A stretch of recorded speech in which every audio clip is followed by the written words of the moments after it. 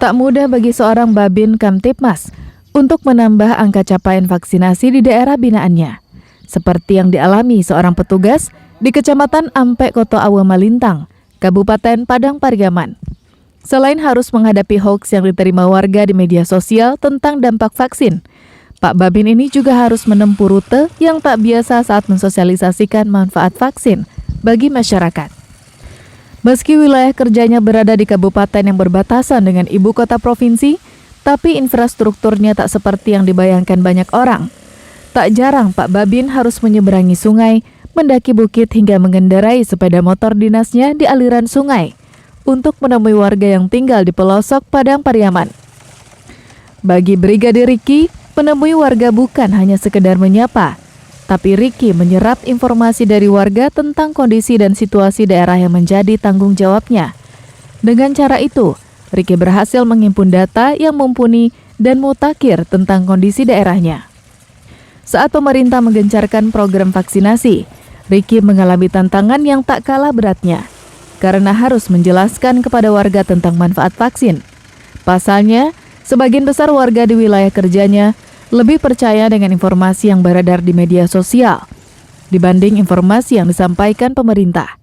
Tak jarang Riki harus beradu argumentasi dengan warga untuk meluruskan hoaks yang beredar secara luas. Berkat data dan informasi yang dimilikinya, Riki berhasil meyakinkan warga jika informasi tentang vaksin yang beredar di media sosial merupakan informasi yang salah dan menyesatkan. Warga pun berbondong-bondong mengikuti vaksinasi. Tak hanya mensosialisasikan vaksinasi dan mencari warga yang akan divaksin, Riki juga mendampingi warga tersebut ke puskesmas untuk divaksin. Ya, dengar-dengar cerita ngomong-ngomong itu. Sudah itu kata teman yang udah vaksin tuh katanya nggak apa-apa lah katanya. Saya aja udah vaksin nggak apa-apa kok katanya kan. Saya orang yang sakit mah nggak apa-apa. Aku aja sakit mah nih, enak makan katanya, enak tidur katanya. Iyalah gitu. Besok ada pasien bilang Pak Babin minggu depan pasien juga lah.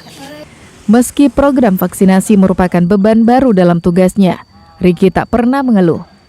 Baginya, keamanan dan ketertiban masyarakat yang menjadi tugas pokoknya harus bisa terwujud.